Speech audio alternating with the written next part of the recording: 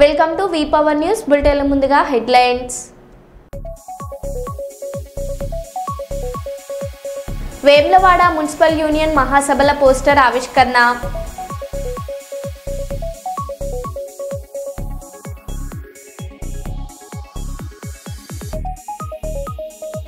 Bulk drugs park రద్దు కోసం పోరాడుతున్న మత్స్యకారులకు వైఎస్ జగన్ మద్దతు.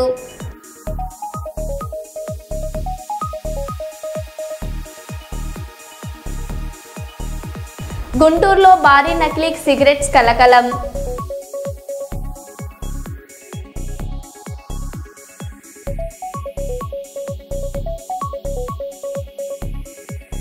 స్పీకర్ అయ్యన్నకు మాజీ సీఎం వైఎస్ జగన్ కౌంటర్.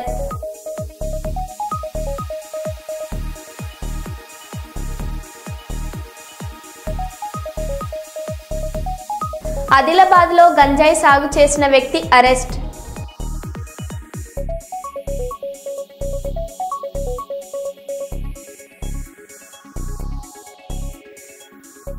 ఇక వివరాల్లోకి వెళ్తే, మత్స్యకారుల సమస్య పరిష్కారానికి 100 రోజుల గడువు కావాలి.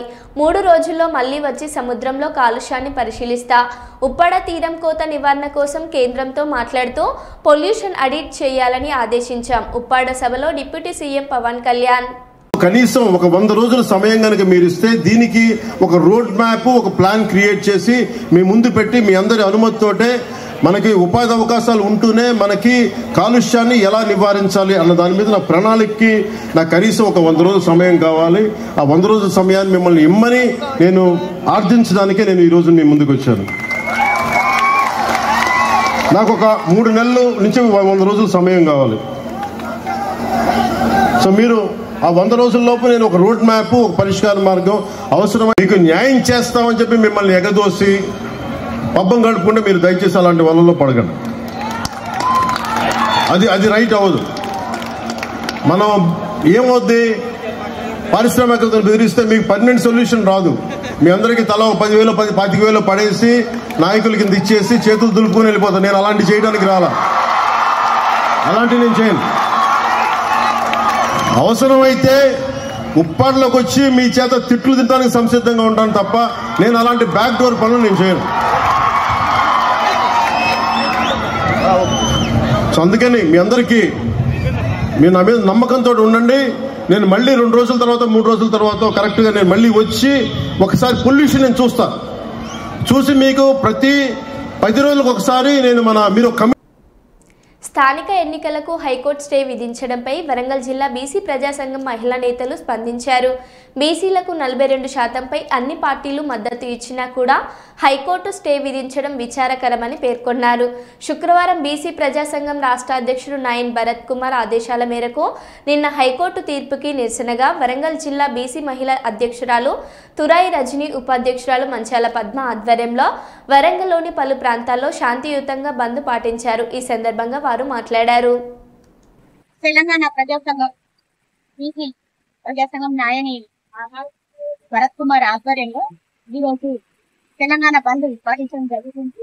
దానిలో భాగంగా ఈరోజు కొత్తవాడ 23వ వార్డు నియోజకవర్గం నుండి మా అధ్యక్షురాలు తురాయి రజని గారి ఆధ్వర్యంలో నేను వరంగల్ ఉపాధ్యక్షురాలు మంచాల పద్మ ఆధ్వర్యంలో ఈ బంద్ నిర్వహించడం జరుగుతుంది. నేడు ప్రభుత్వం ఇచ్చిన జీవో పాస్ కాకుండా హైకోర్టులో స్టే తీసుకురావడం జరిగింది. ఒక నెల రోజుల పాటు స్టే తీసుకొచ్చి 42% రిజర్వేషన్ ఆపాలని ఈ సంఘాలన్నీ మన ప్రభుత్వం చూసినా కూడా మన బీసీ సంఘం తరఫున ఈ పోరాటం ఆగదు. 42% రిజర్వేషన్ అమలుపరిచినాక వెళ్ళాలని మా సంఘం తరఫున పోరాటం చేస్తూ ఉన్నాము.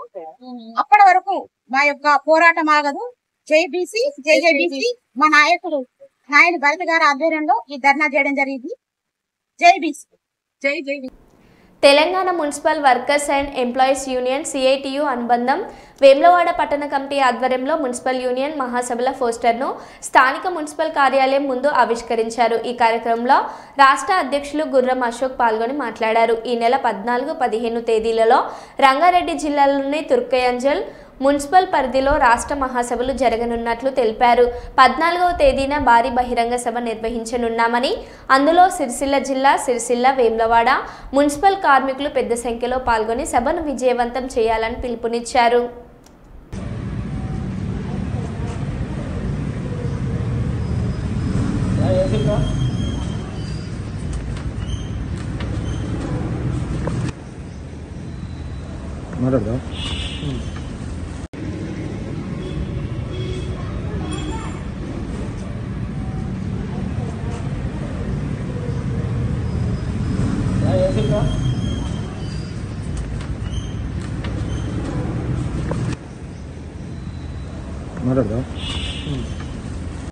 ఉప్పాడ సెంటర్ నందు మీటింగ్లో డిప్యూటీ సీఎం పవన్ కళ్యాణ్ మాట్లాడుతూ ఉప్పాడ అభివృద్ధికి అన్ని చర్యలు తీసుకుంటామని అన్నారు.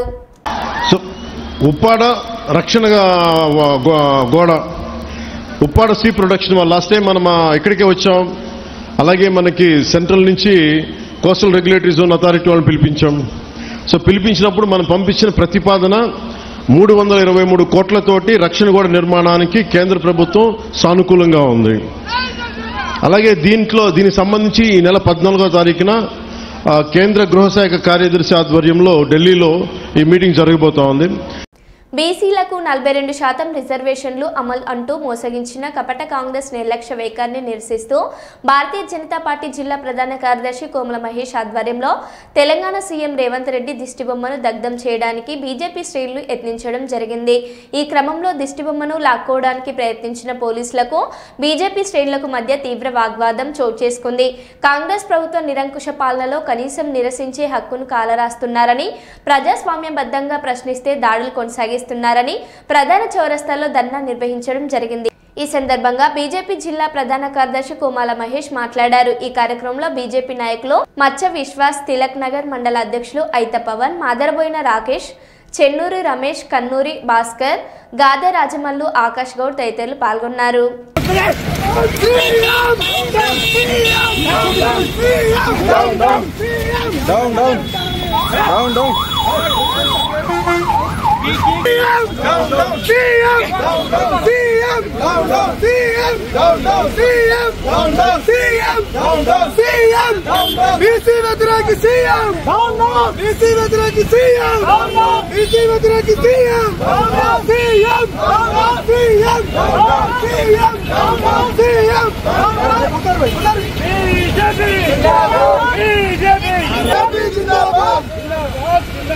बीजेपी जिंदाबाद CM down down down down down down down down CM down down down down down down CM down down CM down down CM down down CM down down CM down down CM down down CM down down CM down down Congress बीसीలపై కాంగ్రెస్ ప్రభుత్వం వైఖరి రక్షించాలి. बीसीలపై కాంగ్రెస్ बीसीలపై కాంగ్రెస్ వైఖరి రక్షించాలి. CM down down CM down down వైఖరి రక్షించాలి. CM down down Revanth Reddy down down Revanth Reddy down down down down down down CM down down Narendra Modi దృష్టిబొమ్మ రద్దు చేసినప్పుడు నేను ఆబ్జెక్షన్ ప్రజాస్వామ్యయుతంగా Congress down down down down down down Congress down down Congress down down down down down down Congress down down BJP జిందాబాద్ BJP జిందాబాద్ BJP ఇక్కడ చట్టాలు ఉన్నాయి కదా రేవ నిర్ధారణకు నరేంద్ర మోడీ దృష్టిబొమ్మ రద్దు చేస్తూనే ఉన్నది.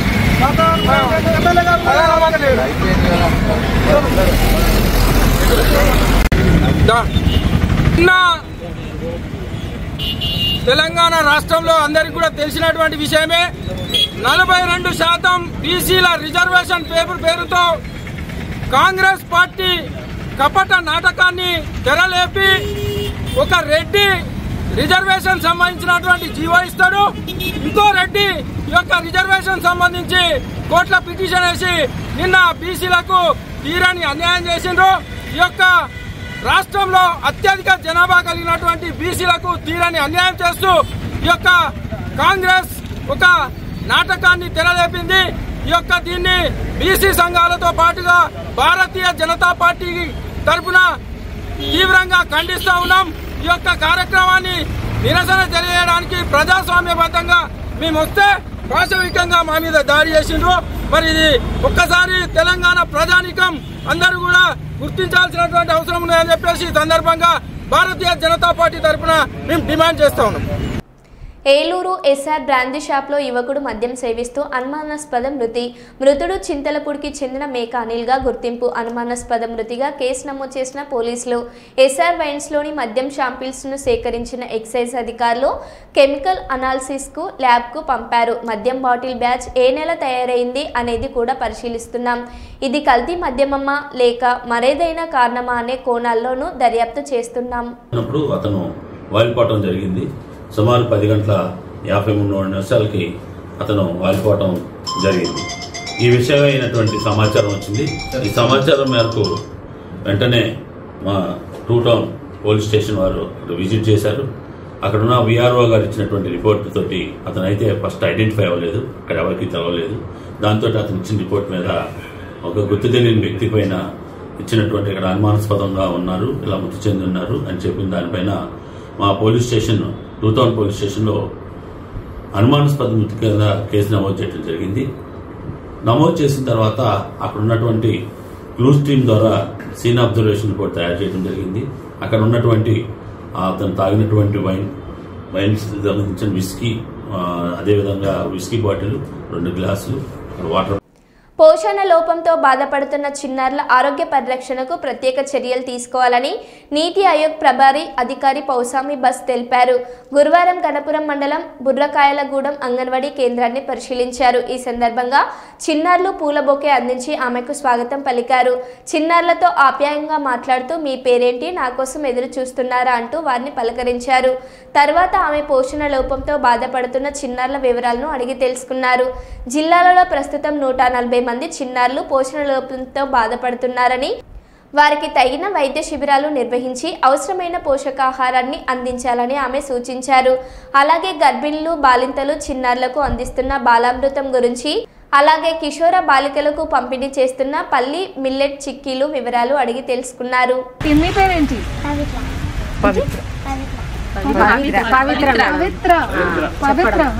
ఓకే, నా కోసం వెయిట్ చేస్తున్నారా? ఏం చూపిస్తారు?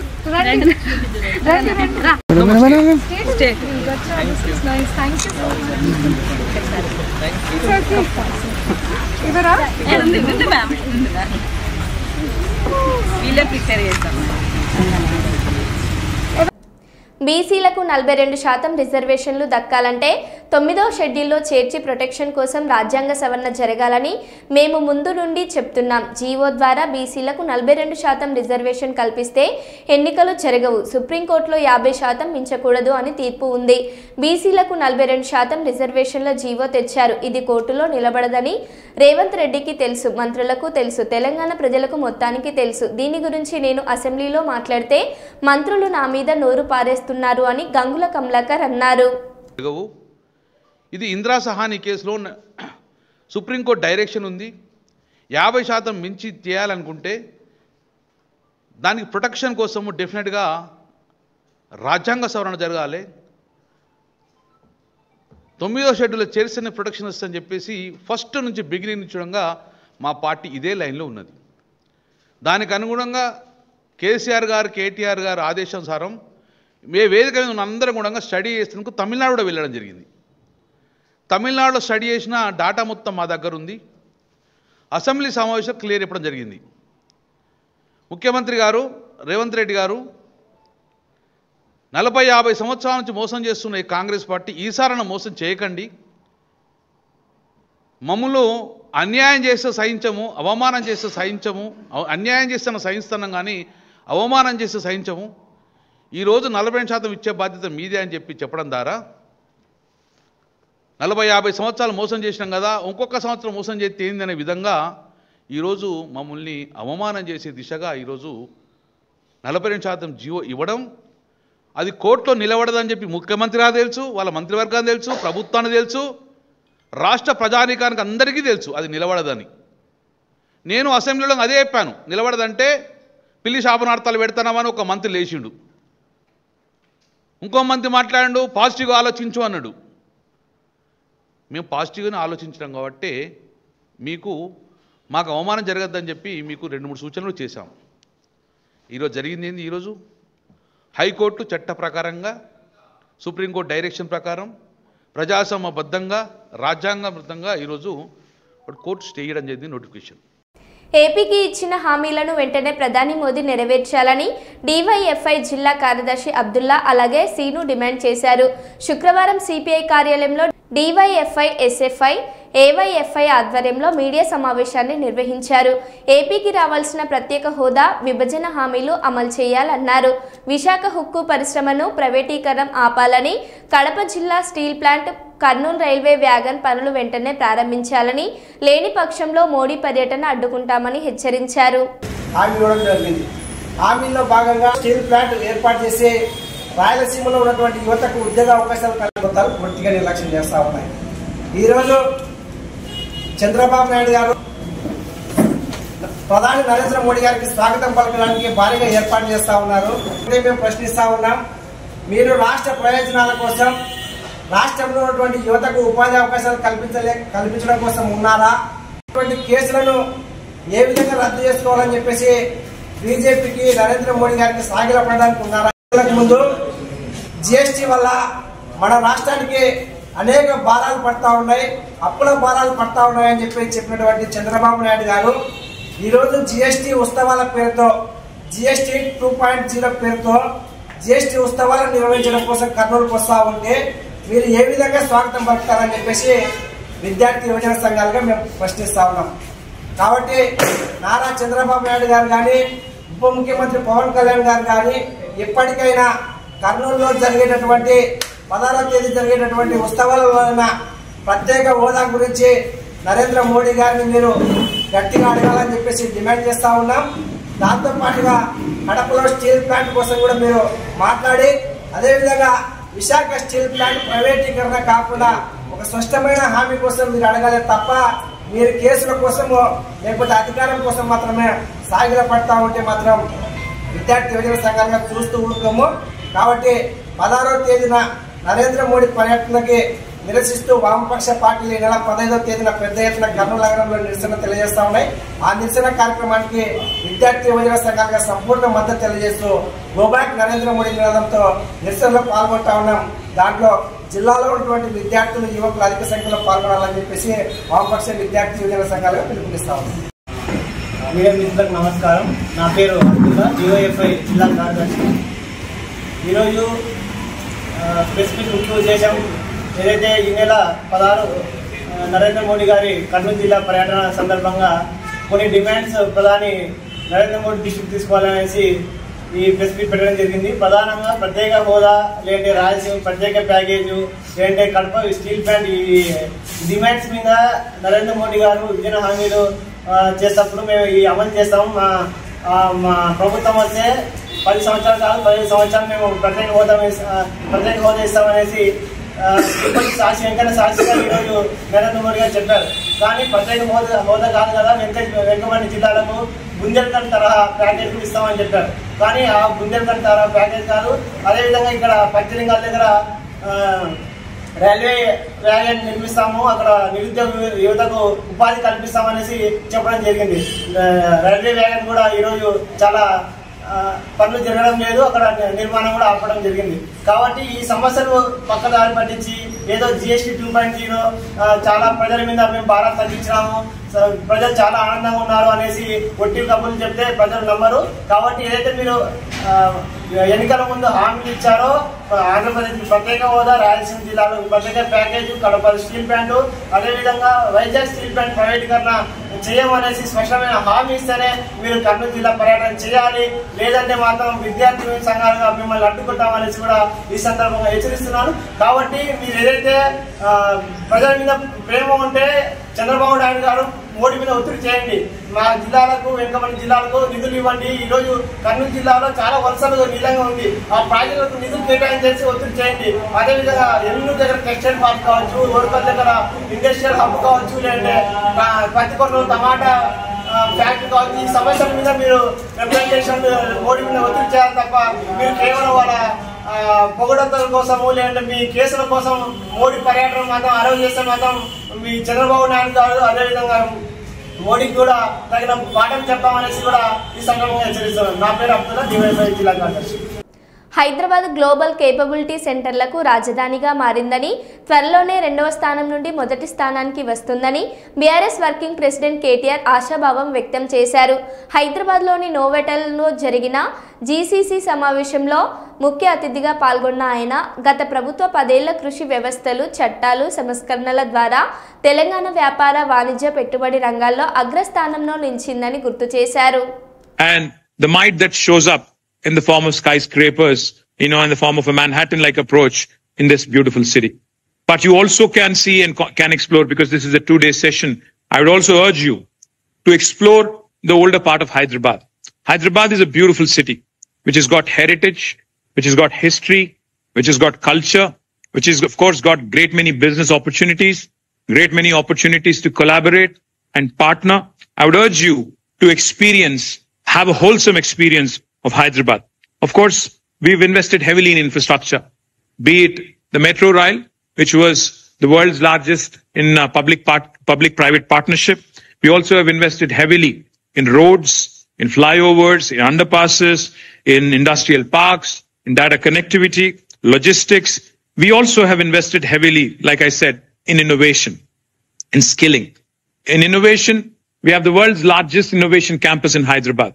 We not only have some of the world's largest GCCs, we also have the world's largest innovation campus in Hyderabad in the form of T-Hub and T-Works. We continue to invest in infrastructure, and even though I'm in opposition now, I urge you all to encourage your colleagues, your customers, your valued friends to continue to invest in this beautiful city and this beautiful country, Hyderabad and Telangana. Adilabad rural మండలం అశోదాలో గంజాయి సాగు చేస్తున్న ముస్రం బజంగ్రావు అనే వ్యక్తి పొలంపై పోలీసులు దాడులు నిర్వహించారు. ఈ దాడుల్లో 160 గంజాయి మొక్కలను స్వాధీనం చేసుకున్నారు. గంజాయి పండించడం, అక్రమంగా రవాణా చేయడం వంటి అసాంఘిక కార్యకలాపాలకు పాల్పడితే కఠిన చర్యలు తప్పవని డీఎస్పీ జీవన్ రెడ్డి స్పష్టం చేశారు. ఈ ఘటనపై మరింత సమాచారం వెల్లడి కావాల్సి ఉంది. ఎస్ఐ విష్ణువర్ధన్ వచ్చిన సమాచారం మేరకు ఆదిలాబాద్ రూరల్ పిఎస్ లిమిట్స్లో గల అశోద గ్రామ శివారులో మేస్రం భుజంగరావు అనే ఒక వ్యక్తి తన యొక్క పట్టా భూమిలో గంజాయి కల్టివేషన్ చేస్తున్నారని సమాచారం వచ్చింది. వెంటనే ఆదిలాబాద్ రూరల్ ఎస్ఐ టీంతో పాటు అక్కడికి వెళ్ళడం జరిగింది. అక్కడ అగ్రికల్చర్ ఆఫీసర్ సమక్షంలో సెర్చ్ చేయగా 160 గంజాయి మొక్కలు, దీనిలో 3 ఫీట్లవి 6, 4 ఫీట్లవి 40, 5 ఫీట్లవి 107, 6 ఫీట్లవి 6, 7 ఫీట్లది 1, అంటే 3 ఫీట్ల నుంచి 7 ఫీట్ల వరకు టోటల్ 160 గంజాయి ప్లాంట్స్ కల్టివేషన్ చేయడం జరిగింది. ఇతడు మేస్రం భుజంగరావు అనే వ్యక్తి తన యొక్క భూమిలో కాటన్ మరియు కంది ఈ 2 పంటల మధ్యలో అంతర్ పంటగా ఈ గంజాయి సీక్రెట్గా పండించడం జరుగుతుంది. దీన్ని గవర్నమెంట్ పంచుల సమక్షంలో 160 గంజాయి ప్లాంట్లను సీజ్ చేసుకొని దర్యాప్తు ఆదిలాబాద్ రూరల్ సిఐ పనిందర్ టేకప్ చేయడం జరిగింది. దీనిలో సమాచారం సేకరించి పెద్ద ఎత్తున ఈ 120 ప్లాంట్లు దొరకడం అన్నది మా ఆదిలాబాద్ డివిజన్ పరిధిలో మొట్టమొదటిసారి. ఇంత గంజాయి కల్టివేషన్ చేస్తున్న వ్యక్తిని అరెస్ట్ చేసి పెద్ద ఎత్తున గంజాయి ప్లాంట్లను పట్టుకున్నందుకు గౌరవ మా ఎస్పీ శ్రీ అఖిల్ మహాజన్ ఐపీఎస్ గారు, Adilabad rural CI Panindar, SI Vishnuvardhan, సహకరించిన కానిస్టేబుల్ మంగళ్ సింగ్, విఠల్, సురేష్ మరియు ఆదిలాబాద్ రూరల్ పోలీస్ సిబ్బందిని అభినందించడం జరిగింది. మా యొక్క విజ్ఞప్తి ఏంటంటే రైతులు కానీ ఇంకెవరైనా కానీ లీజ్ తీసుకున్న వాళ్ళు కానీ మీరు పంటల మధ్యలో ఈ గంజాయి పండిస్తే గంజాయి కేసు నమోదు చేయడంతో పాటు మీకు ప్రభుత్వం నుంచి వస్తున్న రైతు భరోసా కూడా ఆగిపోతుంది. ఇప్పుడు ఇతనిపై మేము రైతు భరోసా ఆపాలని చెప్పి గౌరవ కలెక్టర్ గారికి మేము లెటర్ పంపడం జరుగుతుంది. చాలామంది ఇలా గంజాయి ఫీల్డ్లలో పండించిన వారి యొక్క రైతు భరోసా ఇంతకుముందు ఆగడం జరిగింది.